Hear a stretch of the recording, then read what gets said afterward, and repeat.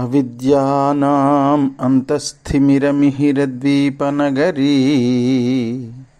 జడానాం చైతన్యస్తబకమకరందశ్రుతిఝరీ దరిద్రాణాం చింతామణిగుణనికా జన్మజలధౌ నిమగ్నానాం దంష్ట్రామురరిపువరాహస్య భవతి శుక్లాంబరధరం విష్ణుం శశివర్ణం చతుర్భుజం ప్రసన్నవదనం ఛాయేత్ సర్వవిఘ్నోపశాంతయేత్.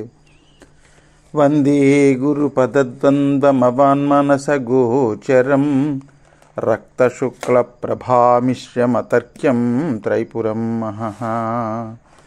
సానందమానందవనే వసంతం ఆనందకందం హతపాపబృందం వారాణసీనాథమనాథనాథం శ్రీవిశ్వనాథం శరణం ప్రపద్యే.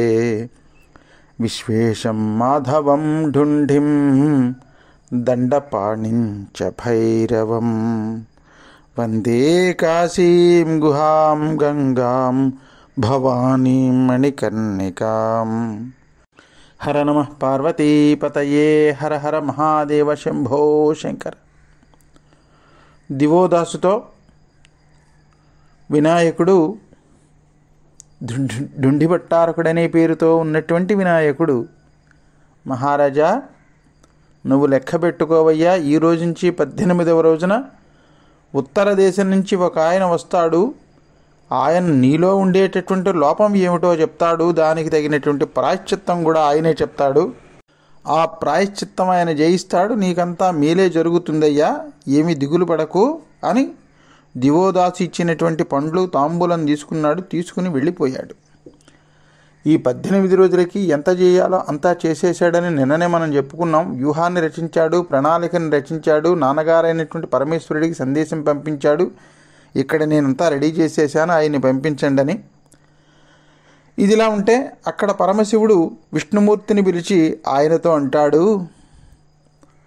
అరవిందాక్షుని కనుగని హరుడును కాశీ ప్రవృత్తియారయబందెన్ కరివదనుండును నీవును పరికింపక ఏకకార్యపరులై ఎనుచున్ అని బ్రహ్మాండమైనటువంటి కందపద్యంలో రాస్తారు శ్రీనాథ కవి సార్వభౌముడు. అరవిందాక్షుని గనుగొని హరుడును కాశీ ప్రవృత్తియారయబంచెన్ కరివదనుండును నీవును పరికింపగన్ ఏకకార్యపరులై అనుచున్. శ్రీహరితో శివుడు అంటున్నాడు, తన కాశీ విరహ వేదన అంతటినీ తన ఇష్టసఖుడైనటువంటి శ్రీహరికి చెప్పుకుని, కరివదనుండు అంటే ఏనుగు ముఖం కలిగినటువంటి వాడు, ఆ విఘ్నాధిపతి నా కుమారుడు, నీకు మేనలుడయ్యా, ఆయన నాకు కొడుకే కాదు, ఆ నా కుమారుడు నీ మేనల్లుడు అయినటువంటి ఆ వినాయకుడు నువ్వు కలిసి ఒకే కార్యం గురించి సంకల్పం చేసుకుని నాకు ఈ కాశీ వియోగ దుఃఖ భారాన్ని తగ్గించండి అయ్యా అని చెప్తే శ్రీమన్నారాయణుడు అన్నాడు, పనిబూని కాశీకంజని పనిబూని కాశీకంజని వనరుహలోచన్నుడు వెడదవాలిక కన్నుల్ తనకు గల ఫలముగాంచెను బనవడి తద్విభవలక్ష్మి పరికించునెడన్. కాశీకి వచ్చినటువంటి ఆ విష్ణుమూర్తి అనుకున్నాడు, నాకు పెద్ద కళ్ళున్నాయి, పెద్ద కళ్ళున్నందుకు నాకు చాలా ఆనందంగా ఉన్నది అనుకున్నాడు.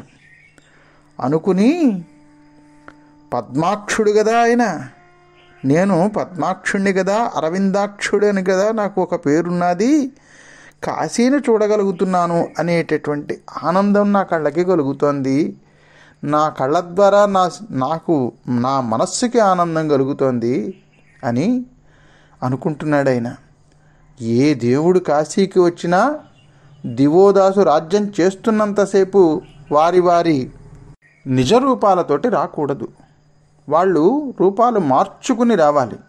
అందుకని శ్రీ మహావిష్ణువు కూడా ఎలా వచ్చాడు కాశీకి అంటే, అసలు ముందు ఎక్కడ దిగాడో తెలుసా అండి? కాశీలో ఆయన బోడిగుండుతో తెల్లటి బట్టలు కట్టుకుని వచ్చాడు. ఆయన విభూతి పెట్టుకుని రాలేదు. ఎందుకంటే ఆయన వచ్చింది అక్కడ వైదిక ధర్మం చెప్పడానికి వచ్చాడు. అందుకని బుద్ధివేషంబుగైకొన్న పోకులాడు కాశికా ప్రజలకు ధర్మగతి హరింప అని రాస్తాడు. త్రిపుర కాంతల శీలంబులపహరింప బుద్ధివేషంబుగైకొన్న పోకులాడు జలజనాభుండు సుగత వేషము ధరించే కాశికా ప్రజలకు ధర్మగతి హరింప. కవి సార్వభౌముడు ఎంత చక్కగా రాశాడండి. నిజంగా ఆయన దిగింది ఎక్కడ దిగాడు? ఈ వేషం వేసుకుని వచ్చి విభూతి పెట్టుకోలేదు. ఈ వేషం వేసుకుని ఎక్కడికి దిగాడు? గంగా వరణ సంగమం ఎక్కడైతే ఉందో ఆ వరణానది గంగానదిలో కలిసేటటువంటి సంగమ ప్రాంతంలో దిగాడు. అక్కడే ఆదికేశవ తీర్థం ఉన్నదన్నమాట. అక్కడ దిగి మొట్టమొదట కాళ్ళు కడుక్కున్నాడు.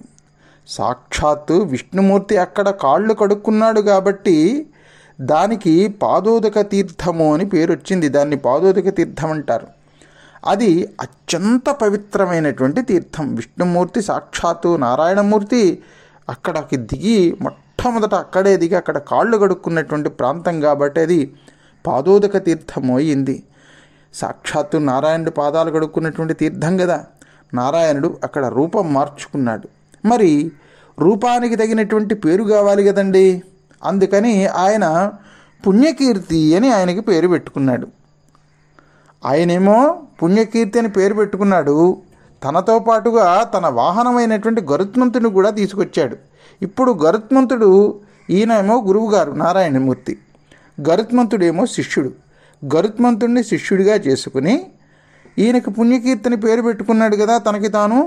ఆ శిష్యుడిగా వచ్చినటువంటి గరుత్మంతుడికి వినయకీర్తి అని పేరు పెట్టాడు.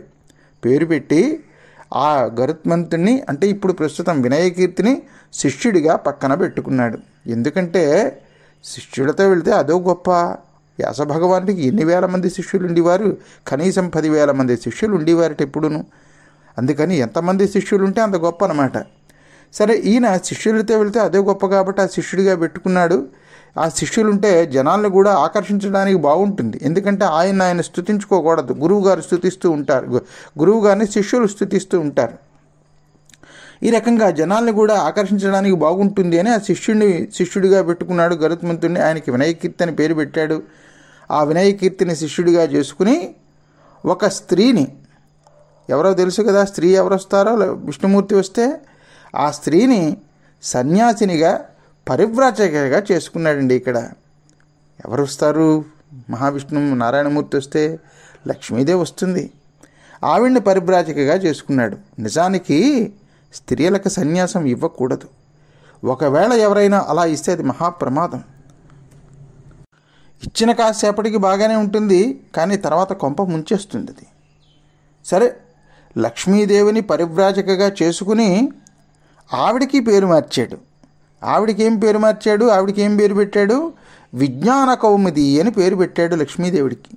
ఎందుకంటే జ్ఞానము, బోధ ఇలాంటి పేర్లు చెప్పి జ్ఞానం ముసుగులో అధర్మాన్ని చెప్పడానికి పనికొచ్చేటటువంటి ఒకానొక మతాన్ని తయారు చేశాడు ఆయన. దాన్ని సౌగత మతము అని అంటారు. ఇక్కడ పద్యంలో చెప్పారు కదా, శ్రీనాథ కవి సార్వభౌముడు జలజనాభుండు సుగత వేషము ధరించే. ఆయన అక్కడ తయారు చేసినటువంటి ఆ దాన్ని సౌగత మతము అని అంటారనమాట. అందుకని ఆ జ్ఞానం ముసుగులో ఆ ధర్మానికి చెప్పడానికి పనికొచ్చేటటువంటి అటువంటి మతాన్ని తయారు చేశాడు. శిష్యుడేమో పక్కన పుస్తకం పట్టుకున్నాడు. పుస్తకం పట్టుకుంటే ఆ పుస్తకానికి కూడా ఒక పేరుంది. ఆ పేరు ఏమిటి? వీళ్ళు వచ్చింది సుగత మతం కదా, సౌగత మతం కదా. ఆ సౌగత మతానికి సంబంధించే ఆ శిష్యుడు విజ్ఞాన కౌముది ఆయన వచ్చింది. వినయకీర్తి అనేటటువంటి శిష్యుడి చేతిలో ఒక పుస్తకం పెట్టాడు. ఆ పుస్తకం పేరు సౌగత శాస్త్రము అని పేరు పెట్టాడు. ఇలాగ వ్యవస్థ చేసుకున్నాడు. వ్యవస్థ చేసుకున్న తర్వాత కాశీపట్టణంలో శ్రీ మహావిష్ణువు ఏ రకంగా శివుడు మళ్ళీ తిరిగి కాశీకి రావడానికి ఏ రకమైనటువంటి ప్రయత్నాలు చేశాడో మనం రేపటి భాగంలో శ్రద్ధగా వినే ప్రయత్నం చేద్దాం భక్త మహాశైలారా. అంతవరకు స్వస్తి ప్రజాభ్య పరిపాలయంతాం న్యాయేన మార్గేణ మహిమహీషాః. గో బ్రాహ్మణేభ్య శుభమస్తు నిత్యం. లోకా సమస్తా సుఖినో భవంతు. సర్వే జనా సుఖినో భవంతు. హర నమః పార్వతీపతయే. హర హర మహాదేవ శంభో శంకర.